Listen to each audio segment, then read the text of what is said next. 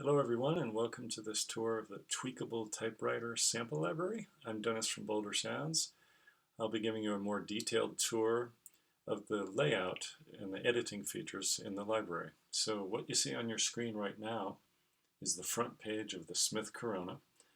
And down on the bottom right hand corner here we have a drop down menu which shows front page, back page, and the about page. So we'll start with the front page. We'll spend most of our time on the back page today.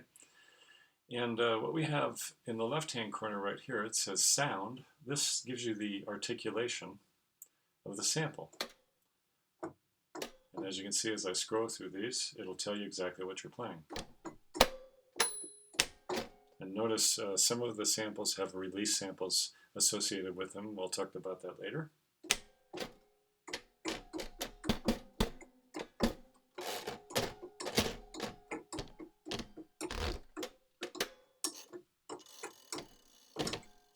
Okay. Off to the right, we have global tuning. So you can just change in semitones or global tuning if you want to do that.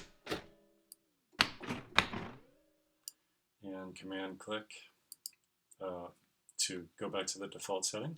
If you want to do a fine tuning, you just hold down your shift key and you can spin that tuning knob and you can do in fine increments. Below that we have global velocity.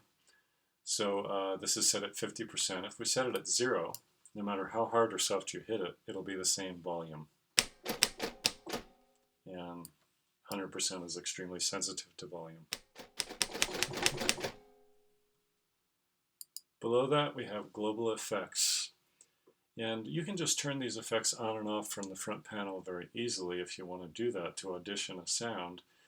If you want to get into edit mode, what you can do is you just hold down your Alt key and then click on, for example, the EQ button, and automatically it takes me to the back page and all the various parameters associated with the EQ that you're all so familiar with. So we're still on the back page, so let's just return to the front page for example's sake. So the drop-down menu, we go to front page, and so assuming we start on the front page, which you normally will, you'll use the drop-down menu again to go to the back page to do more detailed editing. So I'll just go column by column here. Conditions.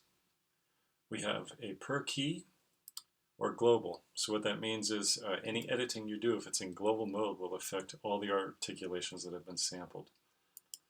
And per key will be individual keys. Next to it, it says key map off. This is a really cool feature. For example, let me just choose articulation. Okay, how about that? If I use key map off, what it does is it explodes the entire sample across the entire keyboard so I can hear it at all different pitches.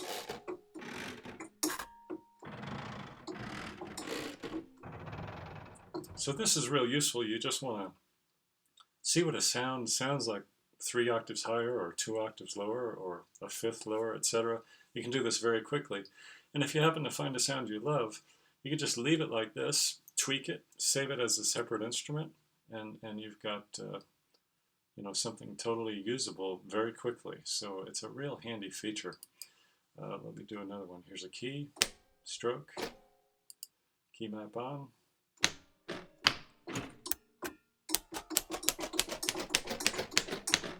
So all different pitches to choose from. So now we'll move on to the selections column. Right now we have C2 is displayed. That's the last key I played. And notice what happens when I play other notes. It reflects my playing. Below it, it tells you the name of the articulation. To the right, it shows the round robin number. And as you cycle through, it'll tell you exactly which round robin you're using. There's 9, 11, back to 1. So the keystrokes have 11 round robins. The different articulations have different numbers of round robins. They're not all set at 11. And you can also select a note by the drop-down menu here if you prefer. And also, this is telling you that we're editing key downstrokes. Now, the reason that's showing is because this has a release sample. If I play an articulation with no release sample, you notice that disappears. So that's how you know if it has a release sample. Just play through your keyboard. No release samples there. And all of a sudden we have a release sample here, here, here as well, and so on. So if you just want to edit the release sample, you can do that. You can just click on key release, go back, and then I can change that tuning. So you notice the strike downward of the key was the normal pitch. The release was tuned down. Okay, so let me bring that back to default. Now below that we have a button called Auto Select. So what that does is it reflects, it's updating as you play on the keyboard. If you want to freeze something in edit mode, the focus of your editing can be frozen. So let's say it's this key again. I just click on that, it says freeze on. Now as I move across the keyboard, you see my focusing here, the key 1 and round robin number are frozen. That way I can kind of mess with stuff, change the tuning, change whatever I want to change, and compare it to the rest of the kit without the focus of the editing always switching back and forth. So there's all my other sounds unedited and the one keystroke edited. The second keystroke is not edited. So that's a very useful feature to have. Right next to it, we have round robin freeze is turned off. I can turn that on. So for example, with a sample like, let's see, okay, like this paper roll. Let me bring the volume of that up just a little bit. So you can see it's cycling through the round robins. But let's say I just love number 2, and I really want to edit that one. Just click it on round robin freeze, and notice the round robin now is stuck. So this is helpful if you really want to do some in-depth editing and you want to specifically focus on that one round robin. And you can also use this in your sequences. So if you have something that's a little more unpredictable, like a paper roll or something like that, it's nice just to say, oh, that's exactly the paper roll I want. I want it to be triggered every single time on this particular key. That's a nice way just to lock it into place so it triggers reliably. You get the same sonic result every single time. A couple other features we have here in the selections column where it says key down. What I can do is I can alt click on that, and you see it's now asterisked with key release. So when I play that key, my downstroke of my key is now the release, and there is no release at all. Okay. Another thing you can do with that is you can shift click on it, and what happens now? My key down is my release, and my release is the key down. So they've reversed places. So if you just want to have the key down and switch places, you can do that as well. So now we'll move on to the settings column. We have tuning, and you can turn this knob and tune down in semitones all the way down to -36 or up to +36. And if you want to fine tune it in fine increments, hold down your shift key, spin the knob, and there you go. If you want to assign a continuous controller to this, you know, a slider from your keyboard, you could create some really cool stuff. So on the Mac, you control click that knob, learn MIDI CC, and then you're going to just move your controller, and you can see the tuning changes there. So here's a little bit of that.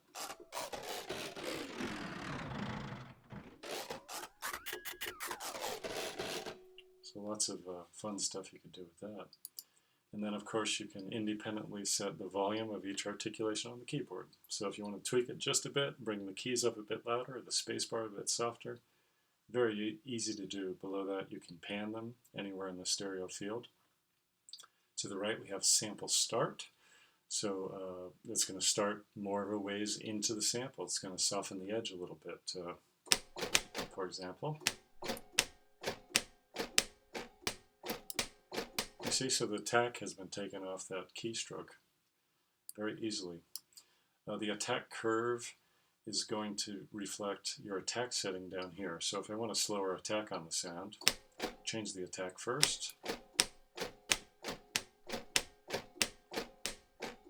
right? And then I can change it to, you know, convex or concave with my attack curve setting. So lots of sonic options there. Below it, we can change the damping. So for example, if I damp this quite a bit, let me bring the volume of this up a little bit. Okay, very useful. And also on the damp knob, if I alt-click on it, you'll notice all of a sudden it's turned into a release knob for the envelope. And if I shift-click on it, it returns back to a damping knob. So you have a lot of flexibility there in terms of the VCA envelope. So now let's move on to the group effects. This is where a lot of stuff resides. Essentially, so you're going to choose your sound that you want to edit with this effect. And as long as your auto select is on, it'll select one sound at a time. Or you can just choose everything if you want to, you know, affect all the samples on the keyboard. You can do that with your, instead of per key, you can change it to global. But right now I'll keep it on auto select. And so for example, if I want to apply some EQ to this first keystroke, you just simply turn on the EQ button. Down below you can see the 3-band group equalizer opens up, and you can just tweak that whatever way you need to. So there's a little more mid-range. And now I'm going to go to key number 2, and there's no EQ on it. So you can tweak the different keys back and forth with totally independent EQ. And that's true for all the articulations and all these effects. It's an immense amount of sound sculpting capability, to say the least. All right, I'll turn the equalizer off. Next to it, we have a filter also. So I'll choose a different sample, turn my filter on, and we have a low-pass filter. If I move it to the right, it turns to a high-pass filter. And then the left becomes a low-pass filter. And we also have resonance control, how much velocity will affect the filter's cutoff.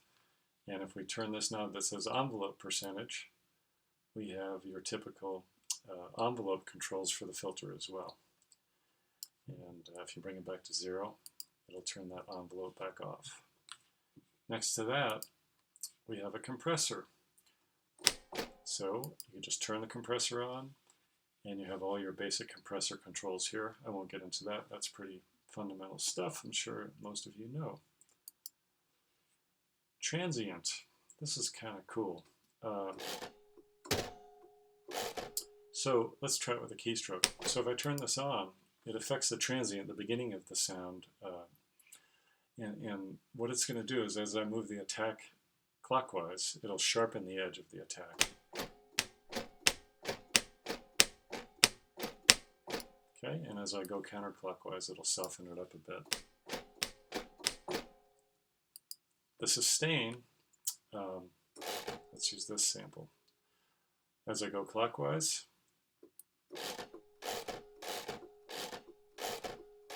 oh, the transient went off, sorry. I used a different sample.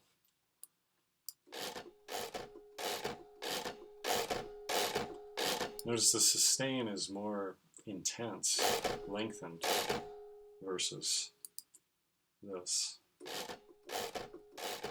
And vice versa if I go counterclockwise. Very little.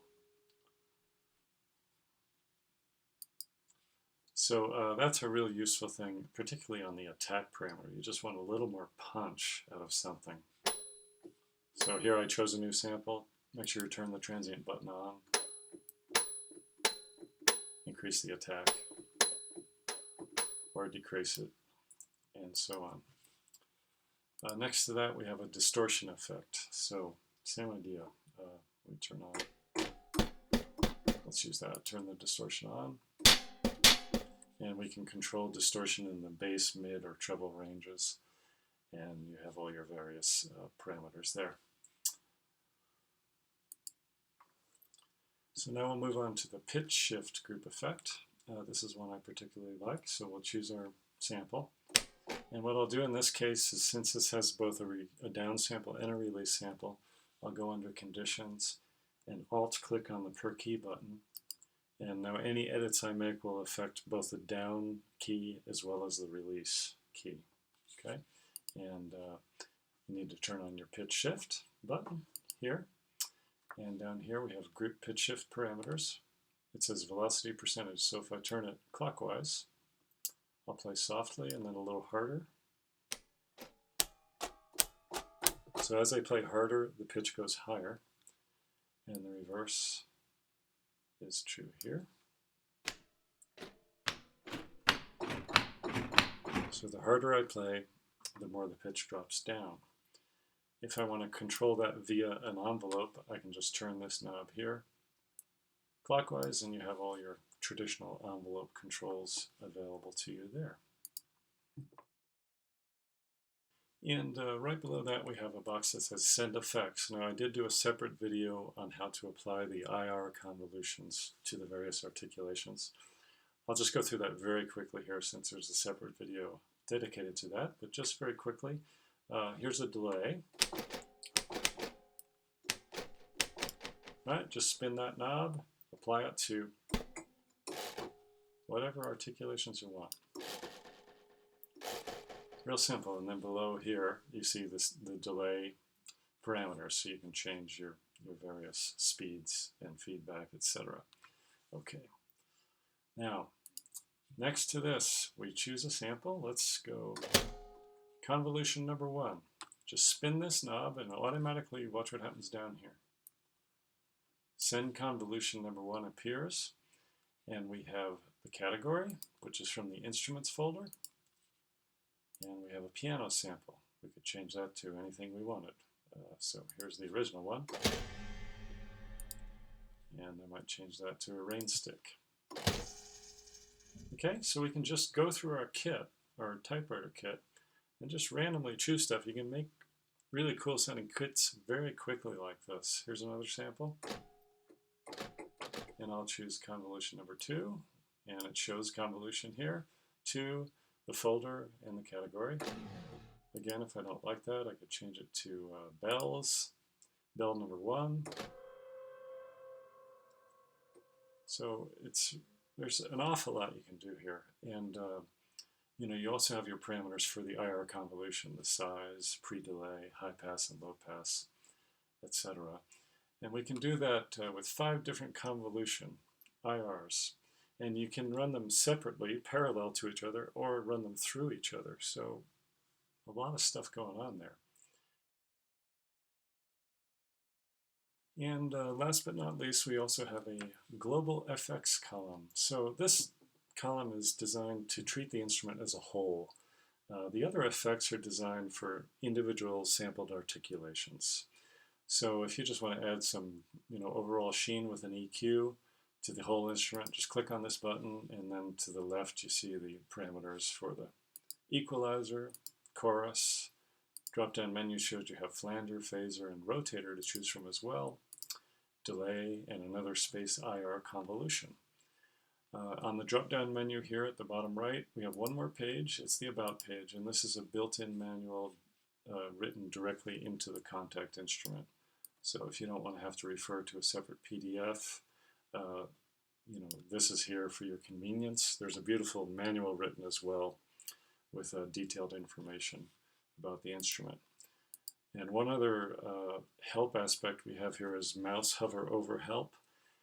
So what you need to do to access that is make sure you expand your view of Kontakt, and make sure the eye up here on info is highlighted. So if it's not, turn that on. Put your mouse over a button or a knob, and you'll notice at the bottom of Kontakt where it says eye, it shows you exactly what the function of that particular knob or button is. So that's it. Thanks for tuning in. I think you'll find it to be a real special library. It's great for emulating just a basic typewriter. It's great for tweaking a basic typewriter down to the finer points of sound that you want. And it's also great for being totally creative. You can create really wild electronic sounds or sound effects. Take care. Thank you.